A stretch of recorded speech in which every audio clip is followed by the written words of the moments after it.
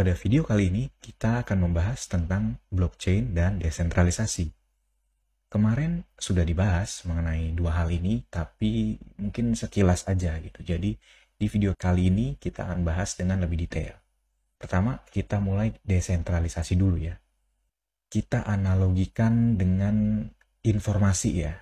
Jadi, kalau zaman dulu, kita mendapat informasi itu hanya dari media-media tertentu. Kayak misalnya kita tiap pagi baca koran gitu kan misalnya, atau baca majalah, atau yang lebih baru lagi mungkin kita nonton TV untuk mendapatkan informasi. Nah, di situ informasinya bersifat satu arah. Jadi dari koran itu atau dari TV itu kita mendapatkan informasi. Nah, itu sistem yang terpusat. Dengan hadirnya internet, persebaran informasi ini nggak satu arah lagi, jadi dua arah.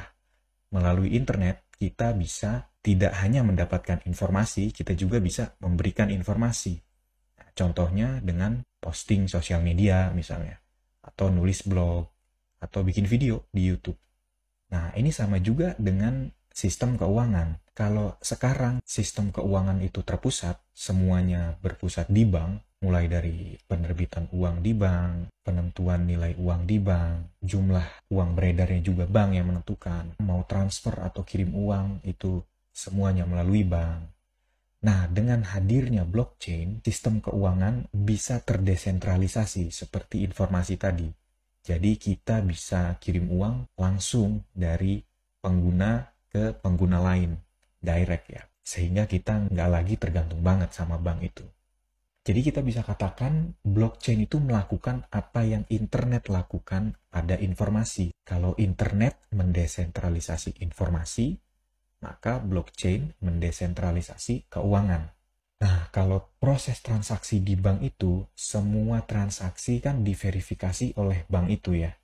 Servernya juga terpusat. Misalnya bank ABC, ya servernya cuma satu, yaitu server bank ABC itu. Bedanya di blockchain itu punya sebuah sistem yang namanya miner. Apa itu miner?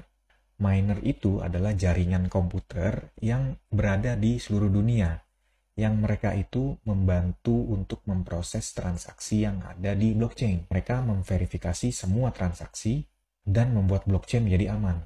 Nah, miners ini juga seringkali ya pengguna blockchain itu juga, seperti kita ini gitu. Jadi bedanya dengan sistem bank tadi, servernya blockchain itu ada di seluruh dunia, yaitu para miner tadi. Kenapa miners ini penting dalam blockchain? Karena merekalah yang memproses semua transaksi yang ada di blockchain.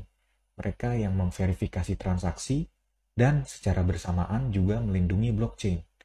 Loh, kenapa disebut melindungi blockchain? Karena tadi mereka kan berperan sebagai server dari blockchain tersebut. Dan mereka ada banyak di seluruh dunia. Jadi, kalau misalnya seorang hacker mau menyerang blockchain itu, mereka harus menyerang semua miner yang ada di blockchain itu. Ya katakanlah, di blockchain itu ada 1000 miner. Si hacker ini harus nge-hack itu 1000 miner secara bersamaan. Karena kalau enggak, satu mereka hack, yang lain masih ada servernya. Dan begitu mereka coba nge-hack yang lain, yang satu itu sudah terpulihkan, misalnya gitu kan. Nah, tadi saya sebutkan kalau miner itu juga ya para pengguna blockchain seperti kita-kita ini. Kenapa mereka mau menjadi miner? Jawabannya, karena mereka dibayar oleh blockchain-nya. Loh, dibayar, maksudnya gimana tuh? Kita analogikan ke penambang beneran ya. Miner atau penambang itu kan perlu alat-alat. Misalnya alat-alat beratnya ada ekskavator, ada truk, lalu ada gerobak, pakai kapak juga kan. Emasnya pun setelah didapat di tambang itu harus diproses juga kan, sampai pada akhirnya dicetak supaya jadi emas batangan. Di situ mereka mendapat hasilnya dari tambang itu. Nah, sama juga dengan mining Bitcoin lah contohnya di sini ya. Mining Bitcoin di blockchain itu, mereka juga perlu alat-alat sebelum bisa nambang.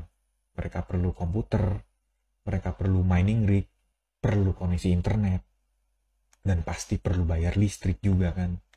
Baru setelah itu mereka bisa nambang di blockchain-nya.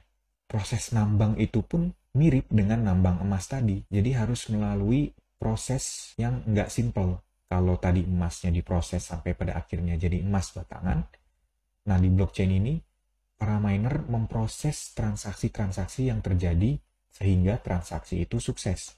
Baru setelah sukses, mereka mendapatkan imbalan Bitcoin itu ya, kalau misalnya mereka tambang Bitcoin. Lalu kenapa namanya blockchain? Karena informasi-informasi yang diproses oleh miner tadi dalam satu kurun waktu dikumpulkan menjadi satu blok. Beberapa detik kemudian ada transaksi lagi, itu dikumpulkan menjadi blok yang lain. Blok-blok tersebut lalu dihubungkan, dirantai, makanya namanya chain ya, dirantai dengan blok-blok lain. Dan setelah mereka dirantai itu, mereka tidak bisa diubah lagi. Makanya ada istilah di blockchain itu immutable, bahwa semua transaksi yang sudah tercatat di blockchain itu tidak bisa diubah lagi dan tidak bisa dihilangkan. Oke, sampai sini dulu pembahasan di video kita. Sampai jumpa di video berikutnya.